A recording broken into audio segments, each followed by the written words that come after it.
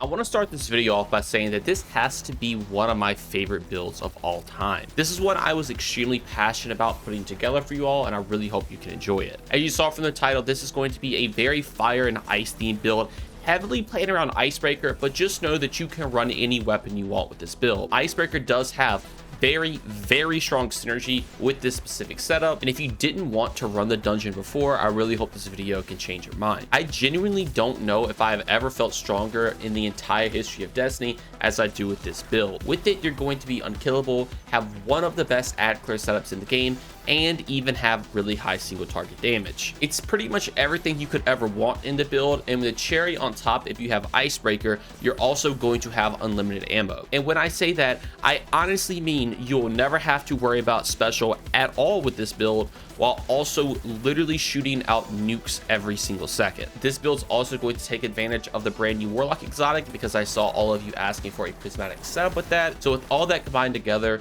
you're going to get one of the best builds that you could currently play on Warlock. There's a lot going into it, so be sure to stick around so you can learn everything. And if you all do enjoy, consider subscribing and dropping a like. All the support really does go a long way, and I truly appreciate it. Thank you all so much for all the support on the recent videos, and let's jump right into it. All right, first things first, let's take a look at the exotic. If you don't know what the rime-coat raiment does, it has the exotic perk Bleak Domain. Your Bleak Watcher turrets are enhanced with extended range and are surrounded by stasis crystals in a storm. While standing in the storm, you're granted icicles over time. Icicles activate when you fire your weapon, applying slow to targets they hit. So this exotic is all about making a giga stasis turret. You can throw it down, it's going to have more range, it makes a fortress around it, and even if you stand in the aura it makes, you can also slow targets with your weapon. It is very strong. Now the appeal of a stasis turret exotic would be the fact that it does buff the stasis turret, but a very cool utilization of this is the fact that it makes the 4 stasis crystals. You can aggressively throw your stasis turret to freeze a bunch of enemies around it, shatter all the crystals, and then obviously every single enemy that got froze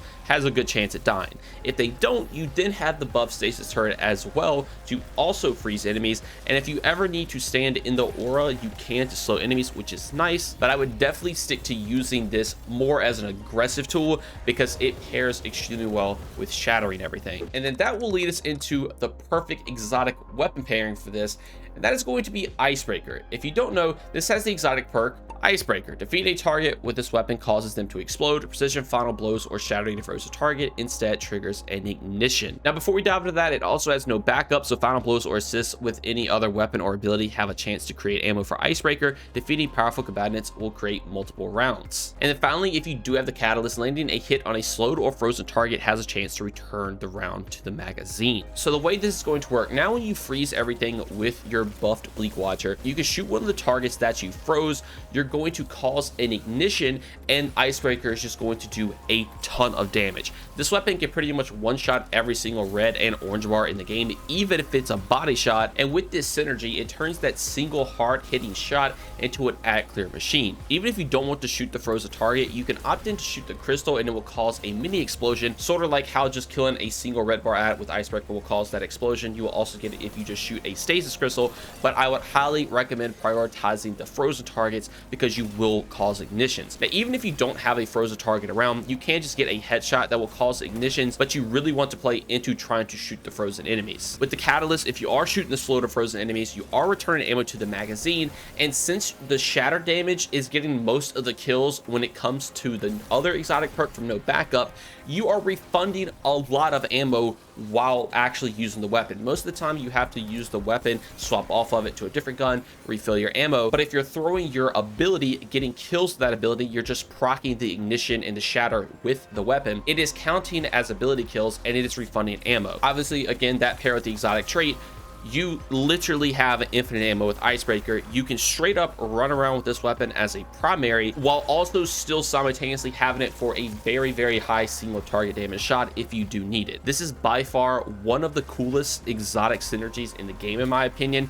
and it is very strong. I was honestly mind blown when I saw how this worked, and it seriously makes this game easy mode. Like I said though, you don't have to run Icebreaker. There are plenty of other good solar weapons you can run with this, something like a Baron Action, Nullify, anything you want to run. It will work with this build, but I'm telling you, definitely get Icebreaker.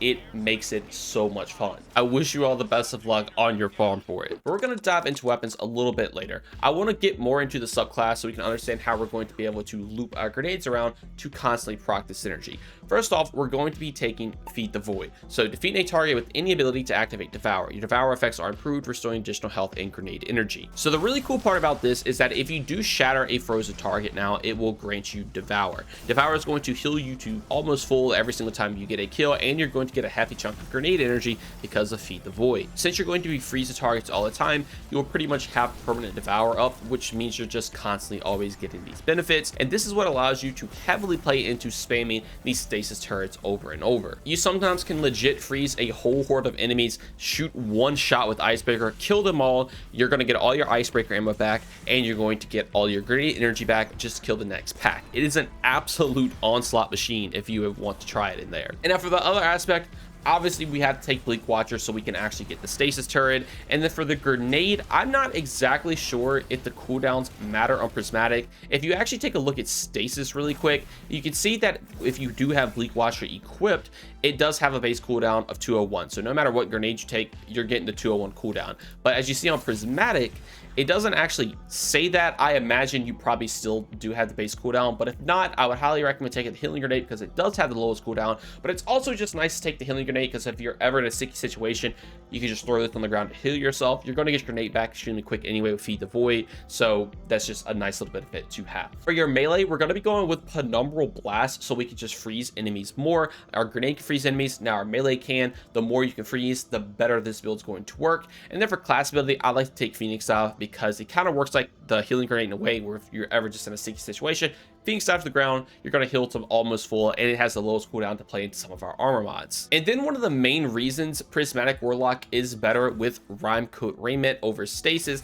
is the fact that you can actually run a decent super. You can take something like Song of Flame. If you want to take anything else, you can, but if you really want to play into that Fire and Ice build, definitely take Song of Flame, and it synergizes extremely well with some of our fragments. So first off, for fragments, we're going to be taking Faceted Protection, so whenever we're surrounded, we're going to get damage reduction. While we're in Transcendence, this is also increased, so it just makes you a lot more tankier. And then next up is Facet of Ruin, the main one for this setup. You're going to increase the damage and size of the shatter on stasis targets and crystals, alongside increasing the area of effect of your solar ignitions. Obviously, with Song of Flame, you're going to ignite enemies, so you're just going to get more mileage out of your super. But on top of that, Icebreaker also ignites enemies, so you're getting bigger ignite radius. And then obviously we're also heavily playing into the shatter damage as well, so all of this combined together just makes this absolutely disgusting, and it is the crucial fire and ice fragment to be running. The next up is balance. So whenever we rapidly defeat targets with light damage, we get melee energy, and whenever we rapidly defeat targets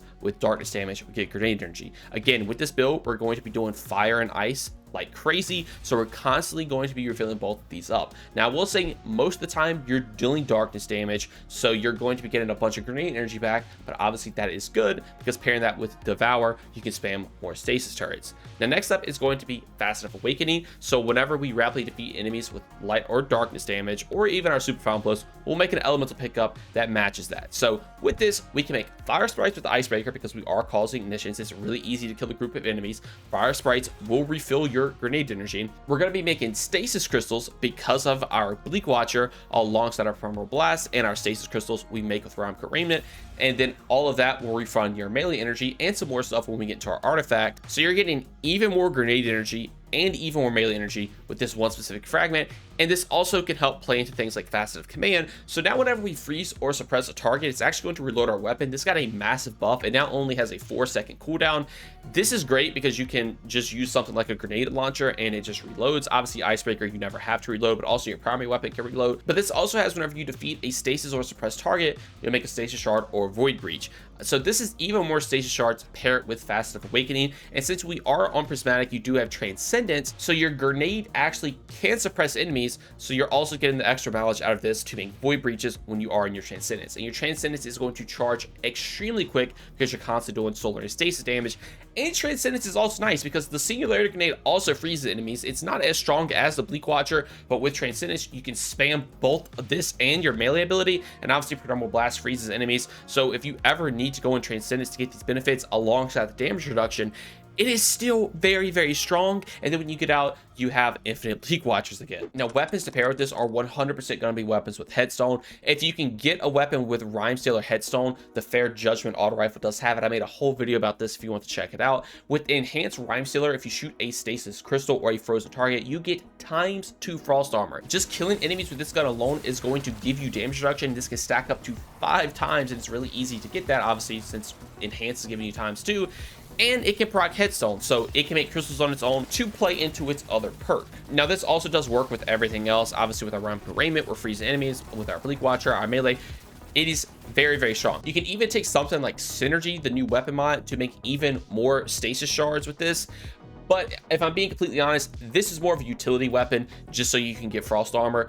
The main weapon you're going to be using is Icebreaker, and you literally never have to take this off. For power weapons, I just like to go with any solar specific weapon because I am going to be playing into solar weapon surges. So just whatever solar heavy you have, definitely be sure to take that. I like the Resiliency because of artifact perks, but currently in the game, my Resiliency, and obviously a lot of others as well, seems to be bugged and not actually proc them, but we'll talk about that in the artifact. But speaking of that, let's just jump right into it because this is going to play another massive part of this build. Now, there is a lot, like I've said before, this is basically a subclass in itself. Starting off, you do have things like one with Frost. So when you have Frost Armor, you get increased reload speed for your stasis weapons. Your stasis weapon with Rime-Stealer can grant you Frost Armor, so this is great to have. It also gives you stability as well, which I guess is nice if you absolutely need that. But overall, you're mainly just doing this for the reload speed. Next up is just Wind Chill. So whenever you get rapid stasis weapon hits, you can grant yourself Frost Armor. And then again, Fair Judgment, you're going to be able to get rapid hits. Rime-Steel is granting you Frost Armor. This artifact perk is granting you Frost Armor. Just a great utility weapon. Next up is Crystalline Converter. So whenever we collect stasis shards, it's going to charge our bar up, and we can throw our stasis melee to make stasis crystals. So now we're obviously making a bunch of stasis shards with this build, and now on top of our melee currently freezing, it can also make stasis crystals, which will obviously play into this build extremely well. Then next up is Armor of Airman. So while we have Frost Armor, if we ever get critically wounded, we'll make a freezing burst. This rarely ever happens because, again, you have Devour and the damage reduction from Frost Armor. So, but if it ever does happen, you will freeze enemies around you to make yourself super tanky. Since you do freeze the enemies, you can also shoot that with Icebreaker and literally just blow up everything around you. Next up is Hell the Storm. So whenever you shatter a stasis crystal, it will release shards of ice that damage slow targets. This is great because, again, you can shoot Icebreaker on those crystals. Not only is it now going to cause the Hell the Storm explosion, but it will also cause the explosion of its trait, because stasis crystals, I guess, technically count as enemies, and you will cause an explosion. Again, it won't be the ignition, it's just the base explosion, but it is literally just extra damage on top of the shatter damage and Hell the Storm. It is so good. Next up is Brain Freeze. So whenever we freeze a target, it will basically slow enemies around the frozen target. It kind of just adds a dust field onto whatever target you freeze. It's great just from additional slow. Pairing that with the slow from Hell the Storm, the slow from the Bleak Watcher, you're going to be able to just freeze some additional enemies, which obviously is very good. And then finally is Served Cold. So whenever you pick up a Stasis Shard, it grants class ability energy, and then whenever you pick up a Void Breach, it grants melee energy. If we go back to the subclass real quick, now every time we get those Stasis Shards, not only we get our melee, we're also getting class ability, which is great because, again, this is going to play in our armor mods. We can already spam our grenade melee. Now we can just spam our class ability. And then if we do make Void Breaches, it will also now grant us additional melee energy alongside the class ability. So it is just so good. But then finally, as a side note, concussive reload is obviously very good if you're taking a grenade launcher, and rapid impacts if you aren't doing any like bait and switch rotation, just straight up just shooting the grenade launcher. Those are very strong, but unfortunately with the Resiliency and some other grenade launchers, it just doesn't work. I guess it's currently a bug right now. I hope it gets fixed because that paired with this specific build is going to be very nice. You can weaken an enemy with a grenade launcher, shoot them with Icebreaker, and you're just going to do so much damage, especially if they're frozen. There's a little time frame where you can freeze a boss and shoot them. It's a fun little mini game to play, and just always be sure to shoot the boss when it has a little freeze. Obviously, bosses can't be frozen for too long, but you will proc that ignite and do the extra shatter damage. It is just disgusting. And then for stats with the build, I would definitely go with 100 resilience to get that damage reduction alongside 100 discipline, so we can spam our Bleak Watcher even more. And then I opt in to take 80 recovery so we can spam our class ability more, but it's also nice to play into melee. That's why I have 50 strength in it. If you want to take some out of recovery, if you can throw it in strength, I would absolutely do so, because again, your melee is going to be very good with this build. And then these are the armor mods I'm running if you would like to copy them down for yourself. But as a more in-depth look, I'm going to be running a harmonic siphon so I can make orbs of power whenever I get rapid solar weapon final blows, since I am taking Song of Flame. Obviously, Icebreaker is going to get this extremely easy. You're going to be making orbs all the time, but also with a Stasis Siphon, if I do use my utility weapon to get kills, get some frost armor, I can also make some extra orbs. And orbs are going to be very good with this build because it will grant you your solar surges. Next up, I'm going to be taking Dynamo because, again, we can spam our class ability a lot. We can get our super back. Song of Flame is just absolutely disgusting. It's one of the strongest supers in the game, in my opinion, so it is just great to have that back again. Now, if you want to take heavy ammo finder, you totally can do so if you just want to have as much heavy as possible, but just having your super back with Dynamo is just so good since you can spam it because collecting those stasis crystals will grant you the class ability. Now, next up is going to be a stasis loader, just so I can reload the stasis weapon a little bit faster. Pairing this with the frost armor reload buff from the artifact, you can reload pretty quick. It makes the utility weapon just extremely fun and easy to use. The next up is going to be bolstering detonation and momentum transfer. So whenever we deal damage with a grenade, we will get class ability cooldown and melee cooldown. Bleak Watcher can't really kill enemies, but it can damage them, and it will proc these mods right here. So you're just getting some extra ability energy, which is very, very nice. Next up for your chest piece, always go with resistant mods. Just be sure to swap this out for whatever content you're going into. And then for your boots, like I was saying, triple solar weapon surge. I am just playing heavy into the fact that I want to make Icebreaker hit like a truck, and also your power weapon as well. You just do so much damage with a single shot if you do shoot a frozen target, and this just makes it so much better. You don't need this, honestly, but I'm just really leaning into it. If you want to take something like recuperation and some ability energy things when you pick orbs up, please feel free to do so.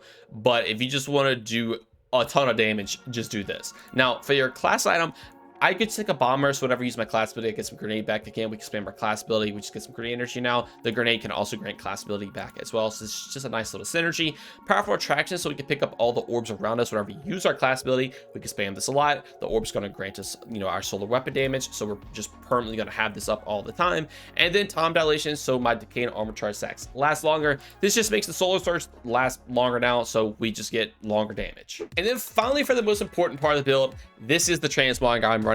Clearly very ice and fire themed. I'm gonna be honest, this chest piece does not shade well in my opinion, and I was really looking for like a blue orange theme, and this is literally the closest I could get. There is like a red Spider-Man thing looking on the back, but overall I still think it looks pretty cool. I took advantage of the solar helmet, the solar bond set that they sold one time alongside the grasp of Avarice gauntlets, because it kind of looks like crystals with the shader I have equipped, and then just the solar legs from Solstice.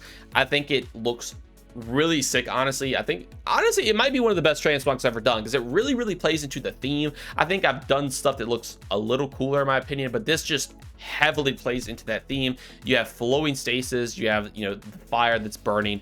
I just think it looks really cool. And if you want to make your warlock look like this, definitely be sure to copy it down. But all right, that is going to do it all for this build. Let me know what you all think about it in the comment section below. When I originally made an ice and fire build and a stasis strand build back before prismatic was even a thing, it was some of the coolest stuff you could do in the entire game. When Conditional Finality came out, it was by far one of my favorite exotics because of that theme. And now with this, it has quite literally turned that up to 11. Icebreaker is just so good. I want to say it's my favorite exotic in the game right now, but obviously it's too soon. I don't want to say it quite yet, but just playing around with this specific setup for it, it is just disgusting, and I just can't stress it enough, man. It's so good. Bungie did an absolute amazing job returning Icebreaker to the game. Back in D1, it was honestly, in my opinion, very overhyped. A lot of people just use it to cheese things. It wasn't that good for anything else other than that. Obviously, for PvP, it was pretty decent, but now it just has an identity other than just let's sit back and shoot oracles, and it is just disgusting. It is so fun. But once again, you don't even have to run Icebreaker with this build. If you just take everything else that we went over and just run any other solar weapon, an incandescent weapon, even if you just want to play heavily into a stasis weapon, if you want to play into your rime stealer, you can 100% do that. It is totally up to you. I just really wanted to recommend Icebreaker because it definitely turns this build up to 11. But anyway, though, I wish you all the best of luck on putting this build together for yourself and getting Icebreaker if you are going to go do the dungeon and try to farm for it. I want to thank you all so much for watching, and I hope you all have a great day. Peace.